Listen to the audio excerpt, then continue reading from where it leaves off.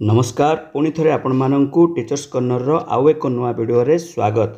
बंधुगण आपण माने जानती जे प्रति वर्ष आम विद्यालय मानंकरे पिला मानंकु सरकारक तरफ मागणा पोशाक दिया जाउछि।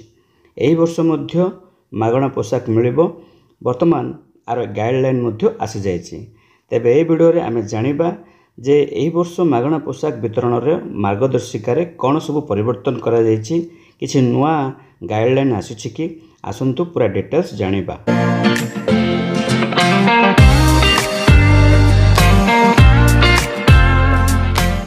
आपण माने स्क्रीन रे देखि पारुथबे जे ओडिशा विद्यालय शिक्षा प्राधिकरण भुवनेश्वर रो पत्र संख्या रही 6597, तारीख रही 21/6/2025।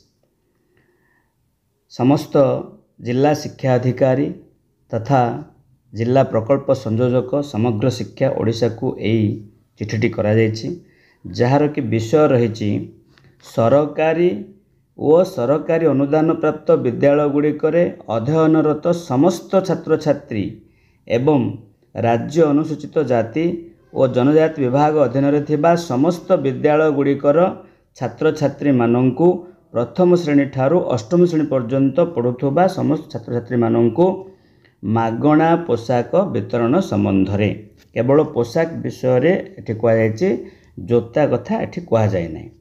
ठीक अछि, देखंतु उपरोक्त विषय प्रति दृष्टि आकर्षण करी आपण मानंकु जणाय देबा पई चाहूछि जे राज्य सरकारक निष्पत्ति अनुसार चलित शिक्षा वर्ष अर्थात 2025-26 शिक्षा वर्ष रे राज्यर समस्त सरकारी और सरकारी अनुदान प्राप्त विद्यालय गुड़िकर अध्ययनरत समस्त छात्र छात्री एवं अनुसूचित जाति और जनजाति विभाग अधीन थिबा समस्त विद्यालय गुड़िकर छात्र छात्री मानंकु प्रथम श्रेणी रु अष्टम श्रेणी पर्यंत जन पिछा 500 टंका मूल्य रे 2 हल विद्यालय पोशाक समग्र शिक्षा किंबा पीएम श्री किंबा गंगाधर मेहर शिक्षा मानक वृद्धि योजना रे बंटन करा जिवो। बुझिपारे 2025-26 शिक्षा वर्ष रे मध्य कौन है ना सरकारी एवं सरकारी अनुदान प्राप्त विद्यालय गुड़िकरे पढ़ुवा समस्त छात्र छात्री सेमती राज्य अनुसूचित जाति जनजाति विभाग अधीन थिबा समस्त विद्यालय गुड़िकर छात्र छात्री जोड़ा कि प्रथम रु अष्टम श्रेणी पर्यंत।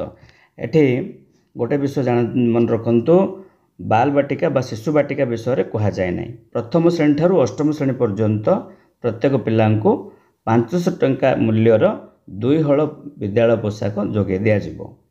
ठीक अच्छे, तो ए संपर्कित पूरा जो गाइडलाइन डिटेल्स गाइडलाइन करे अछि।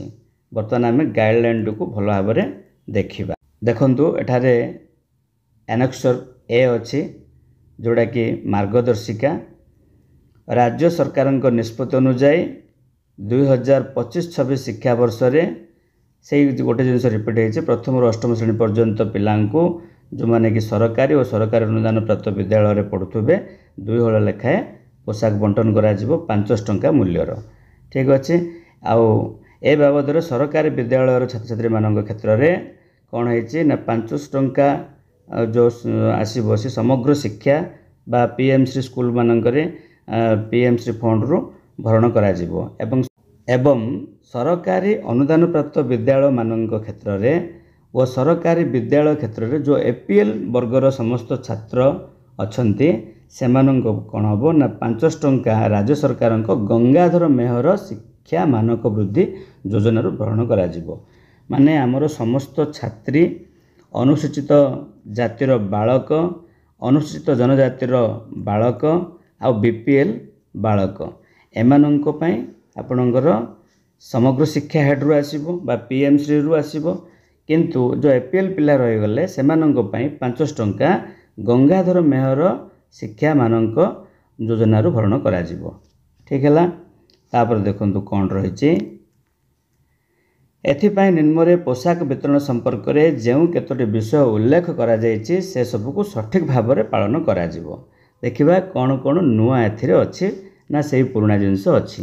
देखंतु प्रथम रही जे पूर्व वर्ष परि चलित वर्ष मध्य छात्र मानंकु 2 हल निर्दिष्ट रंगर ପ୍ୟାଣ୍ଟ ଓ ଧଳା ସାର୍ଟ ଏବଂ ପ୍ରଥମରୁ ପଞ୍ଚମ ଶ୍ରେଣୀ ଛାତ୍ରୀମାନଙ୍କୁ 2 ହଳ ଫ୍ରକ୍ ଝାଲେରି ସହିତ ଏବଂ ଷଷ୍ଠରୁ ଅଷ୍ଟମ ଶ୍ରେଣୀରେ ପଢ଼ୁଥିବା ଛାତ୍ରୀମାନଙ୍କୁ 2 ହଳ ସାଲୱାର କାମିଜ ଓ ଓଢ଼ଣୀ ଦିଆଯିବ।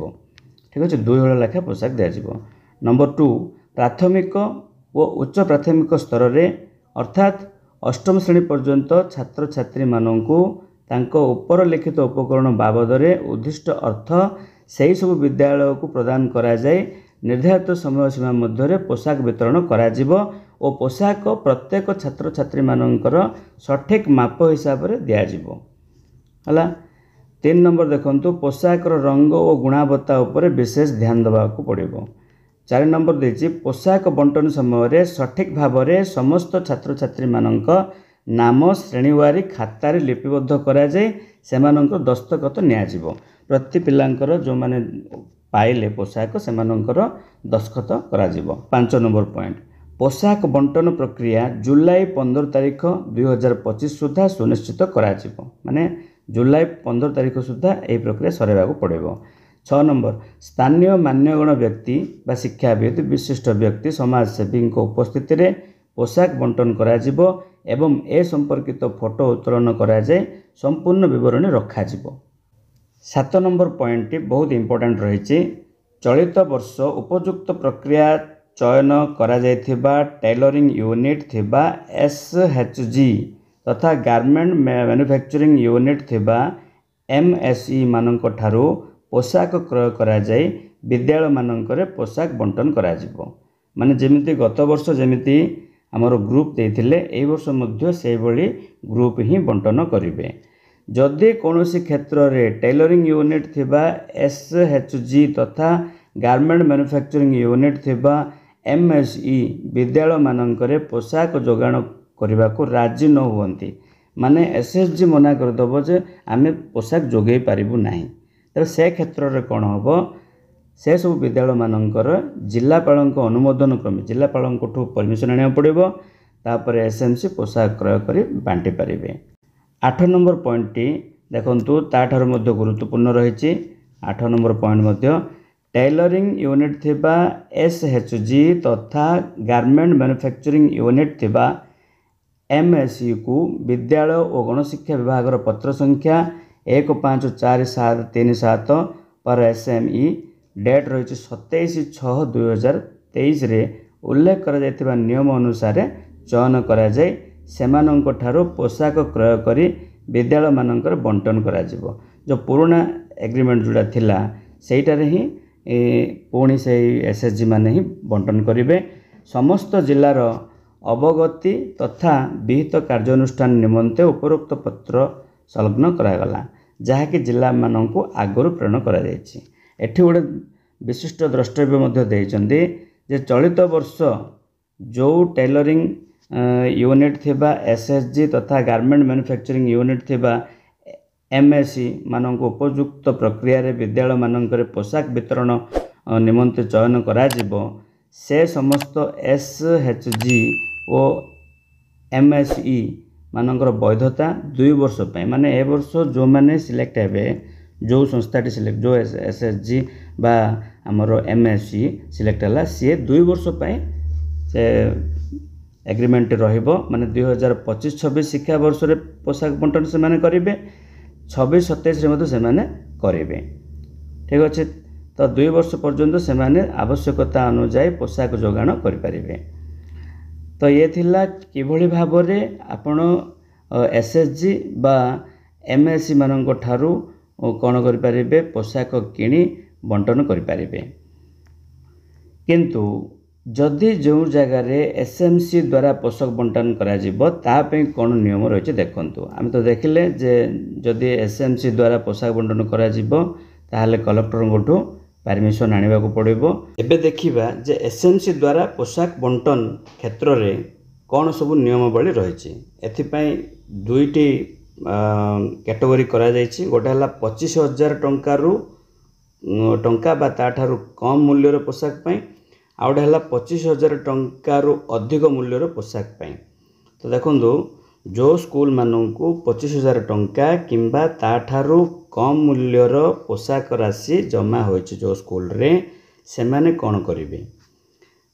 विद्यालय परिचालना कमिटीर सदस्यगण स्थानीय बजार को जाई निर्धारित मूल्य रे सठिक गुणवत्ता विशिष्ट पोशाक विक्रय करुथुबा एवं द्रव्य और सेवार पंजीकृत माने जीएसटी थिबो से भलिया दुकान रु वितरकों संधान करेंगे।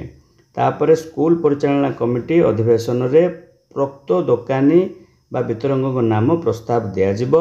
सदस्यों अनुमोदन क्रमे सठिक मूल्य रे उपयुक्त गुणवत्ता विशिष्ट पोशाक जोगाई देवा पई दुकानी बा वितरकों सह चुक्ति करी क्रय आदेश देवे माने सेठी ऑर्डर दिया हबो बुझिपारले कि एवं पोशाक क्रय करी बंटन करा जिवो। एही प्रक्रिया संपूर्ण भाव में विद्यालय रेकर्ड खातार लिपिबद्ध करा जिवो। ये थिला आपनकर 25,000 टंकार राशि बा ताठारू कम मूल्य पाए जेते बेले अधिक बा बेसी पिला जोड़ी अछंती जोड़ी कि 25,000 टंकारु अधिक मूल्यर पोशाक राशि जमा हेछि सेठी कौन करबा पड़िबो देखंतु। से जगह कौन करबा पड़िबो ना स्कूल परिचालना कमिटी खोला बजार रु पोशाक किनिबा सकाशे 3 गोटी भिन्न भिन्न द्रव्य और सेवा पंजीकृत अर्थात जीएसटी थिबा 3टा वितरक बा दुकानी ठारू कोटेशन संग्रह करेंगे। स्कूल परिचालना कमिटी अधिवेशन रे उक्त कोटेशन जांच करा जिवो एवं सबुठारू कम मूल्यर कोटेशन को बैठक रे अनुमोदन करा जिवो। सेही अनुमोदित संस्था सहित पोशाक वितरण पाई चुक्ति करा जिवो। एही प्रक्रिया रे संपूर्ण भाव में विद्यालय रेकर्ड खातार लिपिबद्ध करा जिवो। माने 3टा दुकान रु 3टा जीएसटी पंजीकृत होइथिबा दुकान बा वितरकोठू कोटेशन संग्रह करेंगे। से कोटेशनटा आपणकर बैठक रे ताको जांच करा जिवो तापर सबुठु कम डाकू अनुमोदन करा जिवो एवं पोशाक वितरण पे चुक्ति मध्य हबो बुझिपारले। तापर देखंतु ग नंबर रे कोन अछि निर्धारित समय मध्य रे उत्तम मानर पोशाक जोगाण पाई उक्त दुकानी वितरकों ठारू एक स्वीकृति पत्र रखा जिवो ताठू गोटे स्वीकृति पत्र रखा जिवो। चुक्ति अनुसार पोशाक वितरण न कले सेथिपाई वितरक संस्था विरुद्ध रे केउ पदक्षेप निया जिवो से बाबद रे एसएमसी बैठक रे मध्य निष्पत्ति निया जिवो। ठीक अछि। यदि से करि परिबोनी ताल ताकू कोन करबा ता विरुद्ध रे कोन पदक्षेप न से चुक्ति रे लेखा हबो। घ देखंतु सठिक मानर पोशाक वितरण पर वितरकों को उभय क्षेत्र रे माने जोठी 25,000 टंका आसीछि बा ताठारू कम आसीछि आउ जोड़ी 25,000 टंकारु अधिक आसीछि से भलिया क्षेत्र रे कोन हबो ना बैंक माध्यम रे देय प्रदान करा जिवो। कोनोसी परिस्थिति रे ओ कोनोसी क्षेत्र रे मध्य नगद अर्थ माध्यम रे देय प्रदान करा जिवो नाही। उपरोक्त समस्त प्रक्रिया सीआरसी प्रत्यक्ष तत्वावधान रे संपादित हेबो। आवश्यक स्थले ब्लॉक अकाउंटेंट कम सपोर्ट स्टाफ सहायता निया जिवो।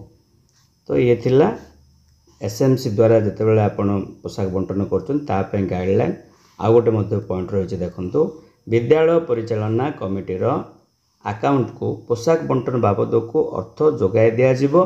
एही अर्थ को पोशाक वितरण पर पोशाक जोगाणकारी दुकानी तथा संस्थार बैंक खाता को पोशाक वितरण पर बोले देखल ना पोशाक जोगाणकारी दुकानी तथा संस्थार बैंक खाता को एसएमसी देय आकार रे प्रदान करेंगे। कौन सी परिस्थिति रे नगद अर्थ माध्यम रे देय प्रदान करा जिवो नाही। उपयुक्त प्रक्रिया रे चयन करा जायथिबा टेलरिंग यूनिट थिबा एसएचजी तथा गारमेंट मैन्युफैक्चरिंग यूनिट थिबा एमएसई एवं एसएमसी निर्दिष्ट समय सीमा मध्य रे उत्तम मानर पोशाक बंटन करेंगे। सी एसएमसी हो किंबा एसएचजी हो किंबा एमएसई हो समस्ते निर्दिष्ट समय रे उत्तम मानर पोशाक बंटन करेंगे। विद्यालय प्रधान शिक्षक तांको पाखरे गोटे हल पोशाक नमूना भाव में रखिबे। आवश्यक हेले से तदारखकारी को ए नमूना देखै पारिबे। ठीक अच्छे। प्रति विद्यालय प्रधान शिक्षक मार्गदर्शिका अनुसार समस्त पिला उत्तम मानर पोशाक पाइछंती बोली एक प्रमाणपत्र मध्य देबे। प्रति 7 दिन अंतर रे पोशाक वितरण संबंध में सूचना सरकार हस्तगत हेबो। एथिपई जिला स्तर रे डीओ कम डीपीसी तथ्य संग्रह करी राज्य प्रकल्प कार्यालय को प्रेरण करेंगे। तो ये थिला मागणा पोशाक वितरणर मार्गदर्शिका।